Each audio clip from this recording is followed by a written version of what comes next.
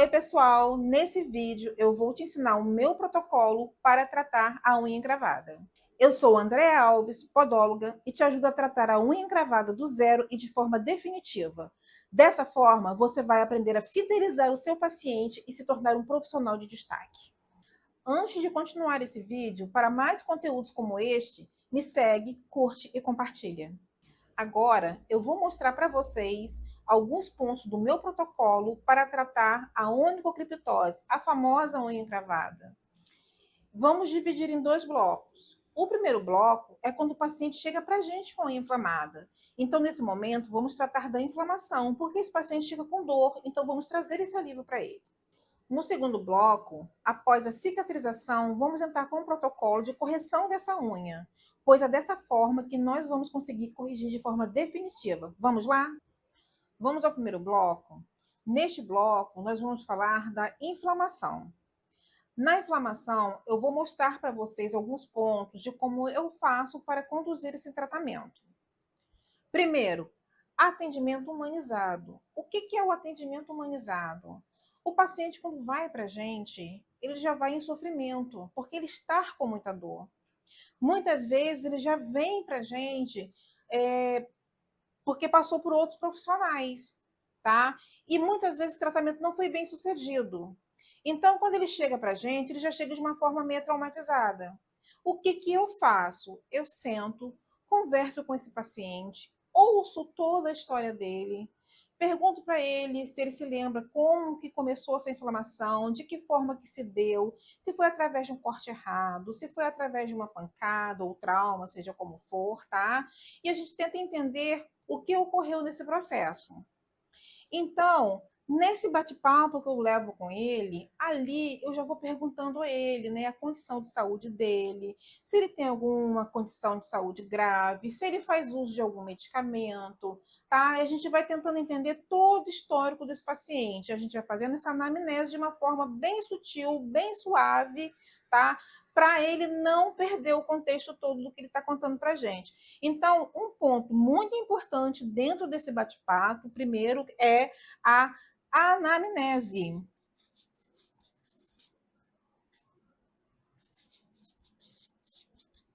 Aqui é um ponto muito importante, porque aqui ele vai dizer para a gente se ele tem uma diabetes, se ele tem um problema de vascularização, que é uma coisa que é muito importante para a gente dentro da podologia, tá? Para a gente ter mais cuidado ainda em conduzir esse tratamento, tá ok?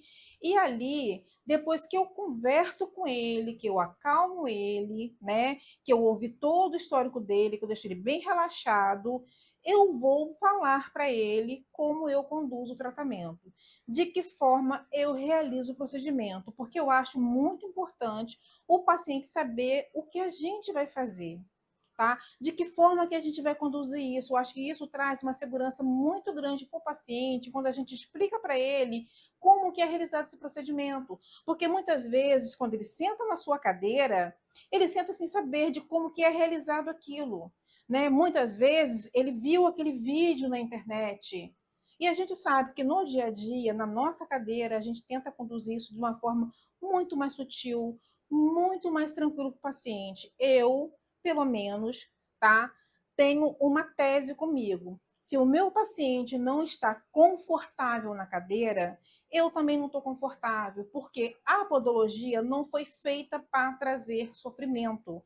A podologia não é feita para trazer dor nesse paciente. Pelo contrário, nós estamos aqui para trazer alívio. Nós estamos aqui para não deixar esse paciente mais em sofrimento. E para isso existem técnicas. Então vamos lá, vamos relembrar? Qual é o primeiro procedimento? É o atendimento humanizado, é o nosso bate-papo para deixar esse paciente confortável, tá ok? Depois disso tudo, tá? A gente vai fazer a higienização do local, tá? Vamos para o passo 2, tá? Que é a higienização, tá ok? O que é a higienização? A higienização, a gente vai fazer a lavagem, tá? Do local que está afetado, com produtos corretos para esse procedimento. Depois da higienização, depois da lavagem, a gente faz o quê? Eu faço isolamento desse local, tá ok? Esse isolamento serve para quê? Para não haver contaminação de outras áreas, né, do pé que a gente está segurando. Depois da higienização, a gente vai entrar com a analgesia, o nosso terceiro ponto, tá? Que é a analgesia. A gente entra com analgesia. Como que é essa analgesia? A gente pode usar dois tipos, tá? Que é através do laser e através do anestésico tópico, tá? Que são dois recursos que nós temos para trazer um pouco mais de conforto para esse paciente. E detalhe, quando a gente fala para ele que a gente vai fazer essa analgesia, porque geralmente, né, todo paciente, a primeira pergunta que ele faz, dá anestesia? E a gente sabe que podólogo não pode dar anestesia. Mas temos técnicas, temos recursos para trazer mais conforto para ele. Então, quando ele pergunta para a gente, dá anestesia? Eu sempre falo assim, até brinco. Não, eu não faço anestesia, eu faço analgesia. E o recurso que nós temos são esses dois recursos, tá? Que é a laser terapia, que a gente utiliza, e a anestesia tópica. E vocês sabem que quando a gente fala para o paciente que a gente vai fazer uma analgesia, ele fica mais tranquilo, né? Ele relaxa mais. E isso traz mais segurança para a gente poder estar tratando esse paciente, porque ele está mais calmo, tá ok? Então, agora, nós vamos agora falar da técnica 4, que é a principal, que é o corte e a técnica correta para fazer esse procedimento.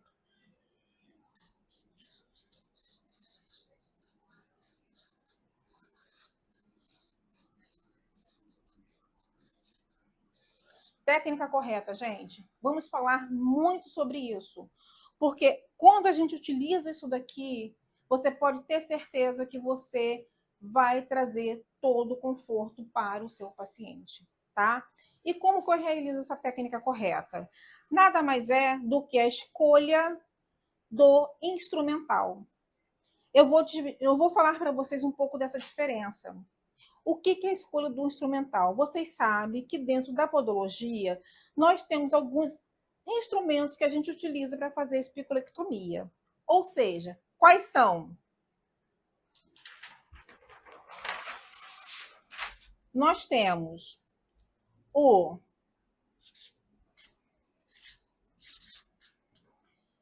formão,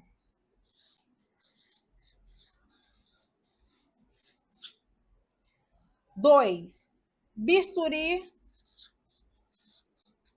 nuclear.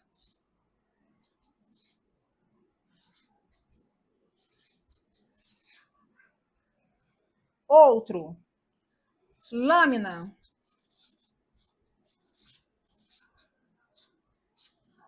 Não é qualquer lâmina, tá? Nós, dentro da podologia, utilizamos várias lâminas. Só que eu já vi colegas fazendo espiculectomia com lâmina 20. Beleza, né? Ele se adaptou a isso. Eu estou falando da minha técnica. E dentro da minha técnica, eu escolhi a lâmina 15, que eu acho que é a mais correta, tá? Que é a lâmina de número 15. Tá ok? Quando a gente utiliza essa lâmina, em comparação ao formão e em comparação ao bisturi nuclear, se vocês forem parar para observar, que eu acredito que vocês já tenham feito isso, a diferença de espessura, tá? Quando a gente pega um formão e quando a gente pega uma lâmina 15, vamos comparar a espessura de um para o outro. Vamos parar para pensar um pouquinho? Se a gente tem um granuloma, um dedo muito inflamado, que tem um granuloma, se a gente faz o corte com o formão, você não acha que você vai estar provocando mais dor nesse paciente porque é um instrumento mais espesso? Agora, quando a gente utiliza a lâmina 15, que é um material bem fininho, se a gente utilizar esse, a gente vai estar trazendo menos pressão para aquele local que já está ferido. E, consequentemente, A gente trazendo menos pressão, a gente vai trazer menos dor. Então, é por isso que eu opto em trabalhar com a lâmina 15, tá? Eu me adaptei muito a trabalhar com ela, tá? No decorrer de todos esses anos que eu venho fazendo os meus procedimentos, eu venho conversando com meus pacientes, perguntando o que ele está sentindo naquele momento, se está trazendo dor para ele ou não. Eu preciso saber dele, tá? Se ele está confortável ou não naquele momento. Porque se ele virar para mim e falar assim, ai, doeu, é porque eu sei que a minha angulação de mão está errada. Porque é nisso que eu vou falar para vocês que a gente utilizando a lâmina 15, tá? Que é um material bem fininho, é um instrumento bem fininho, e quando a gente utiliza a angulação correta, o que é a angulação correta? É a angulação, tá? Da lâmina, tá ok? Eu vou fazer uma demonstração para vocês aqui. Vamos lá, eu não sou muito boa no desenho não, tá? Mas vamos lá. Vamos fazer aqui uma unha.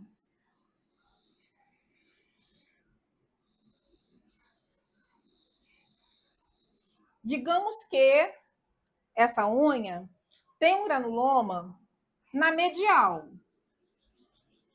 Tá aqui o meu granuloma, tá ok? Eu vou pegar a lâmina 15 para fazer esse corte. O que a gente faz? A gente dá um pique, né? No comecinho da unha, aqui na região distal, tá? E aqui a gente vai entrar com bisturi. Como que a gente entra com esse bisturi? Sempre, tá? Se possível, numa angulação de 30 graus. O que a gente vai fazer? A gente vai trazer esse corte reto. Não, eu não trago esse corte reto, tá? Eu trago esse corte, eu sempre procuro levar esse corte o mais afastado do granuloma, tá? E sempre paro com ele um pouco após da onde está esse granuloma. Então, se ele está aqui na medial, eu calculo mais ou menos uma distância e venho levando esse corte, tá? Com a angulação correta. Tá ok? Porque não é reto, não é uma regra, tá? O corte reto não é uma regra. As pessoas confundem muito a questão do corte reto. Quando fala assim, o corte tem que ser reto. Tá, você vai pegar aqui, vai cortar reto até a região proximal, né? A região proximal é a região próxima à matriz da unha, tá ok? Não, a gente não vai fazer isso. A gente sempre vai tentar trazer esse corte de uma forma angulada, um pouco mais atrás do granuloma. Digamos que esse granuloma está na região proximal. Digamos que esse granuloma, porque muitas vezes a gente pega casos desse granuloma nessa região, bem pertinho da lúnula, né? Bem pertinho da matriz da unha. Mas o que a gente faz? A gente não vai levar esse corte reto. A gente vai trazer esse corte, ó, a gente vai trazer esse corte de uma forma angulada até o finalzinho aqui, realmente, tá? Da proximal, mas de uma forma angulada, para quando a gente terminar esse corte, a gente termine ele dessa forma. A gente vem trazendo ele dessa forma. Ah, mas por que isso? Para não ficar ponta de unha, para não ficar um dente na unha. Então, eu vou fazer um novo desenho aqui para vocês, para explicar para vocês o porquê do não corte reto, tá ok? Vamos lá. Vamos fazer novamente aqui um dedinho, tá? E a nossa unha.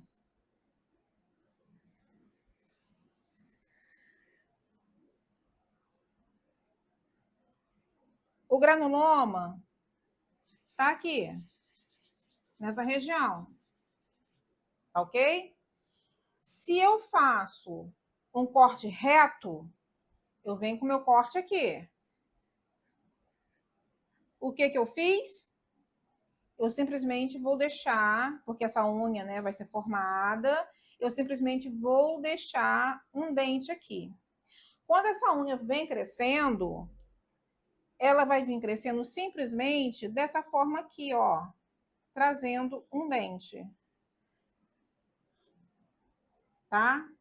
E esse dente aqui, quando vem crescendo, ele vem crescendo de uma forma incorreta. É por isso que muitas vezes a unha volta a inflamar novamente, porque ficou esse dente. Então, quando a gente faz a angulação do corte, a gente não deixa essa ponta, a gente vem com o corte dessa forma, ó. A gente vem e vai trazer ele cá no finalzinho, ó. A gente fez a angulação. Então, esse corte aqui, ele vai ficar mais arredondado, então não fica com ponta, tá? Então, de que forma? A gente vai trazer esse corte de uma forma mais suavizada, a gente vai trazer ele mais arredondado aqui no canto. E isso a gente só consegue fazer quando a gente trabalha com a angulação em 30 graus, tá? Ah, André, o que é a angulação em 30 graus? Gente, não é uma coisa precisa, tá? A gente vai posicionando a mão numa posição de 30 graus, tá? Ou seja, quando a gente traz o bisturi e vem fazendo isso daqui no corte, a gente não deixa a ponta. Então, quando essa unha vem crescendo, ela vem crescendo de uma forma mais uniformizada e a gente consegue trabalhar um pouco melhor essa unha, tá ok? Então, depois que a gente faz todo esse processo, a gente vai fazer o quê? Ah, tem um granuloma? Tem um granuloma. Eu, dentro do meu protocolo, gosto muito de trabalhar com a cauterização quando existe um granuloma, tá? E o que é a cauterização?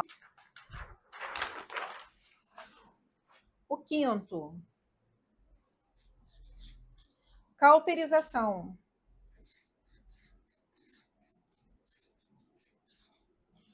A cauterização é necessária? Depende, tá? Alguns profissionais não utilizam. Eu utilizo dentro do meu protocolo. Por quê? Porque eu acho que a gente consegue trazer uma cicatrização muito mais rápida, tá? Para o caso do paciente. E o que é a cauterização? Existem dois tipos de cauterização, tá ok? Ó, tem a primeira e a segunda. Primeira, cauterização química.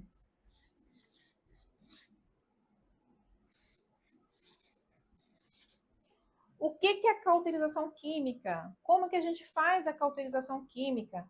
Através de ácido, tá ok? Segundo, cauterização elétrica.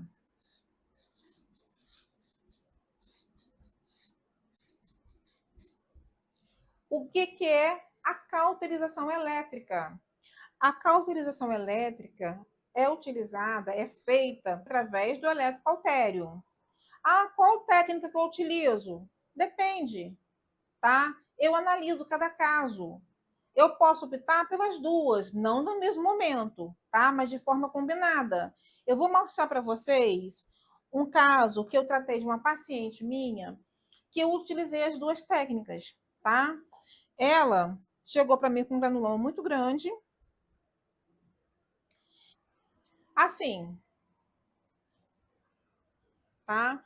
Então, eu fiz a espigorectomia dessa paciente, tá?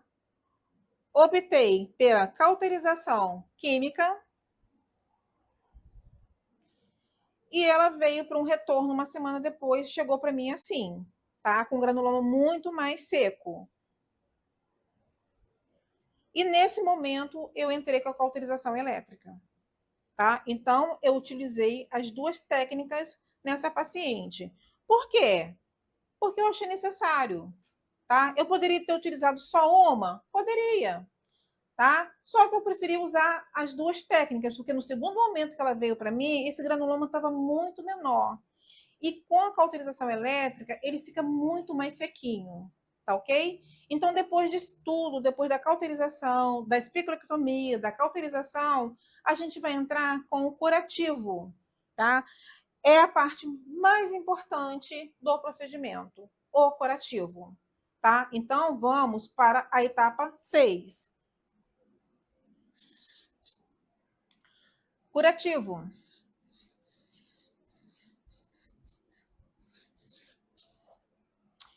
Isso daqui, gente, é que vai definir praticamente 80% do tratamento do paciente. Porque se a gente não escolher de forma correta o curativo, e se a gente não orientar esse paciente Como ele vai fazer em casa esse curativo, quando ele retorna para a revisão, praticamente não tem a cicatrização de forma correta, tá ok? Então, o que eu utilizo no curativo? Depois que eu fiz a espiculectomia, quando necessária a cauterização, tá? O curativo. Vamos entender como que funciona isso? Vamos lá. A gente removeu essa espícula. Esse espaço que a gente retirou essa unha fica vazio. O que nós precisamos fazer? Manter um anteparo nesse local. Por quê? Por que o anteparo? Tá? Anteparo.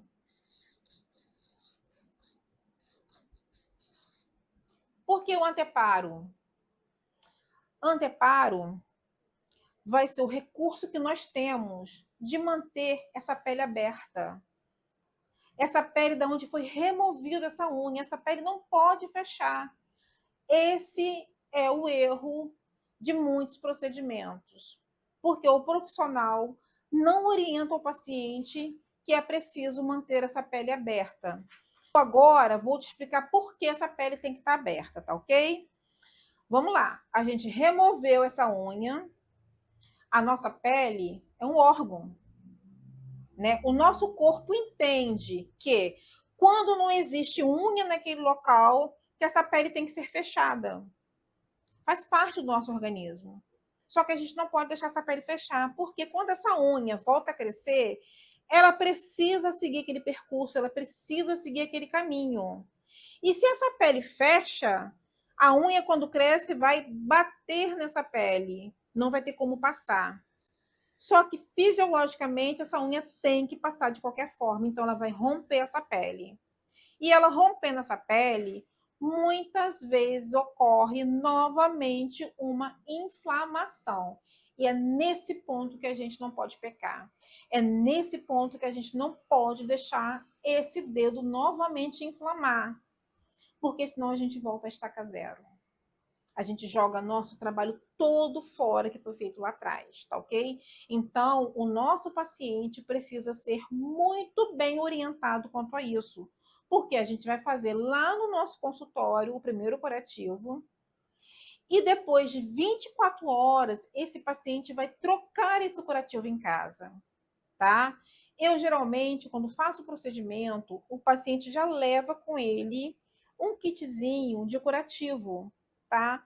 Que é nada mais, nada menos do que o óleo de copaíba, que eu adoro trabalhar com ele, ele traz um benefício muito grande na cicatrização, tá ok?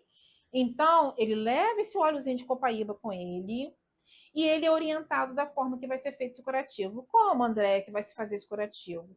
Ele vai fazer a higienização do local, vai remover esse anteparo que foi colocado naquele local onde a gente removeu a unha, tá?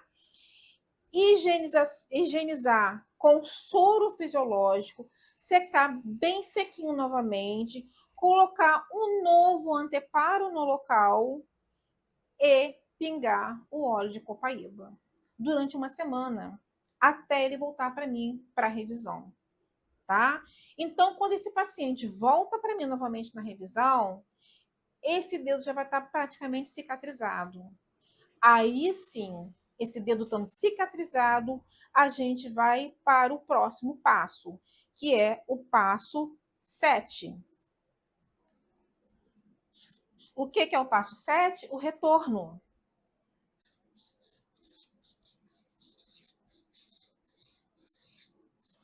Andréia, o que é o retorno? O que é feito no retorno? No retorno, tá? Eu vou analisar como que esse dedo está, eu vou analisar como que está essa cicatrização, se a gente vai precisar um pouco mais ou não de curativo nesse dedo, tá? Se eu vou precisar intervir um pouco mais ou não com laser, com cauterização, os recursos que a gente tem, tá? Para poder acelerar essa cicatrização. Nesse retorno, eu faço novamente um corte, tá? Mais correto nessa unha, tá ok? E ali eu começo a montar um plano de tratamento para esse paciente. Nesse momento, eu vou analisar se essa unha vai precisar de uma órtese de tração ou uma órtese de direcionamento, tá ok? Então, nesse momento é onde eu vou sentar e traçar um protocolo de tratamento para esse paciente. Então, gente, com o sétimo passo, a gente finaliza o primeiro bloco, tá?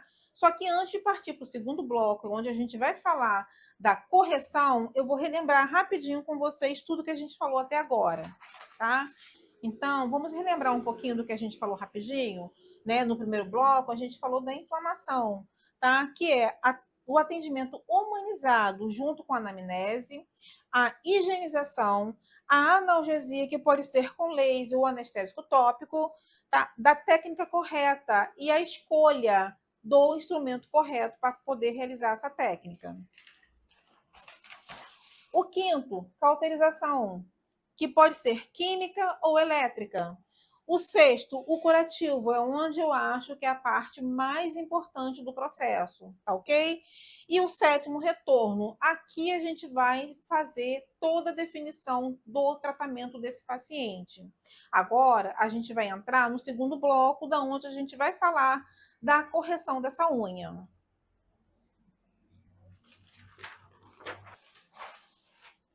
Correção.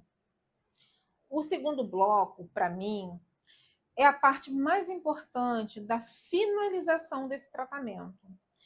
Essa é a parte que é crucial no tratamento. Vou te dizer por quê.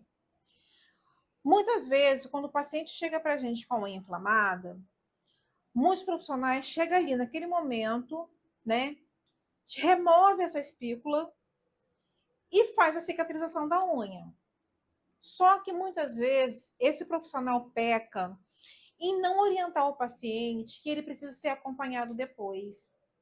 Esse acompanhamento faz toda a diferença, porque é nesse acompanhamento que a gente vai vendo a necessidade de correção dessa unha. O que a gente faz na correção? A gente vai utilizar órteses,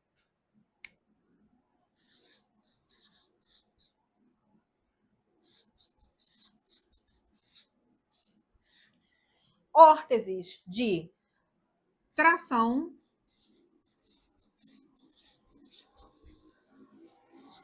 e órtese de direção. Só que a gente vai ter que analisar o tipo de órtese que essa unha vai precisar, tá? E junto disso, a gente vai utilizar também o anteparo fixo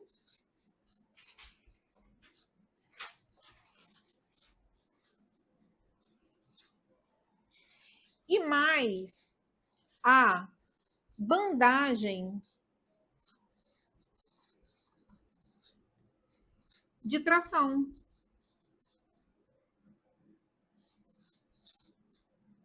Tá? Então, cada um aqui tem sua função no tratamento, tá bom? Então, vamos falar agora um pouquinho de cada. A órtese de tração. A gente vai utilizar essa órtese de tração quando a gente vê que é uma unha muito curvada, quando essa unha precisa ser corrigida, a abertura dela, quando a gente precisa fazer um levantamento dessa unha para que quando ela cresça, ela venha se encaixando de forma correta no leito, tá ok? E a órtese de direção?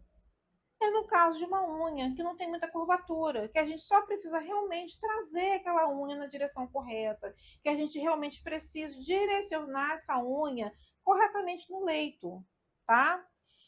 O anteparo fixo é uma coisa que eu também gosto de utilizar muito. E quando que eu utilizo o anteparo fixo?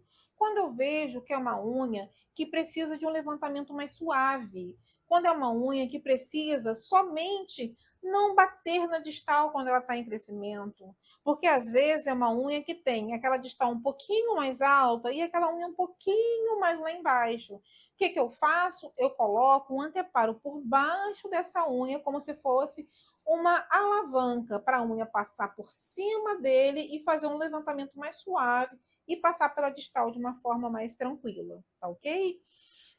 E a bandagem de tração eu utilizo muitas vezes quando eu preciso fazer um abaixamento dessa pele, tanto na parte lateral da unha, quanto na parte distal da unha, tá? Aí, muitas das vezes, a gente tem que parar e analisar com calma, tá? Todo aquele processo. Porque muitas das vezes a gente vai utilizar somente a órtese. Em outras vezes, somente anteparo. Em outras vezes, a bandagem. Ou podemos também utilizar as terapias combinadas, como é o caso dessa paciente, tá? Que eu, no caso dessa paciente, eu utilizei terapias combinadas nela, tá?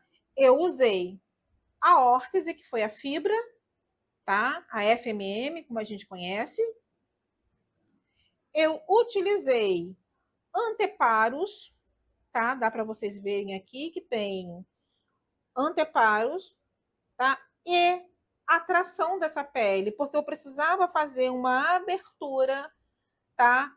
Mais centralizada dessa pele desse lado.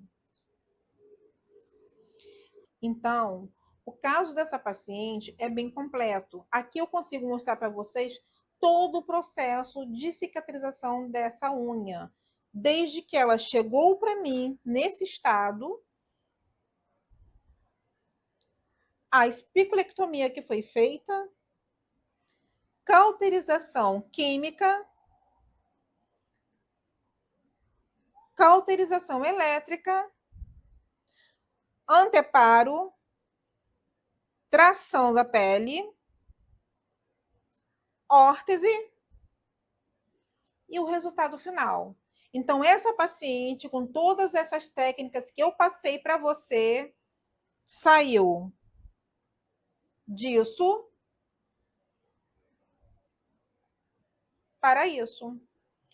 Até aqui, depois de tudo que eu passei para vocês, de como tratar de forma correta esse paciente quando chega para você, eu tenho certeza que esse paciente vai se tornar fidelizado a você, porque você tratou ele de uma forma correta, você tratou ele de uma forma humanizada, você conseguiu resolver o problema dele, você conseguiu tirar a dor dele.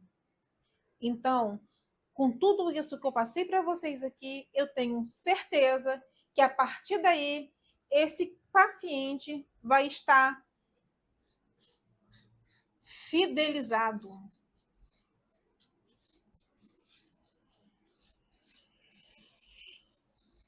Por que fidelizado? Porque esse paciente vai voltar para você para fazer a manutenção, para fazer o corte correto. Dali por diante, eu tenho certeza que ele não vai deixar ninguém mexer mais naquele pezinho dele sem ser você. Porque ele reconhece em você a autoridade no que você fez. Ele reconhece em você um profissional de destaque. Eu vou deixar para vocês aqui as fotos desse caso, para vocês verem com mais detalhes, com mais calma. E qualquer dúvida, vocês podem estar perguntando aqui, que eu vou estar respondendo para vocês, tirando todas as dúvidas de vocês.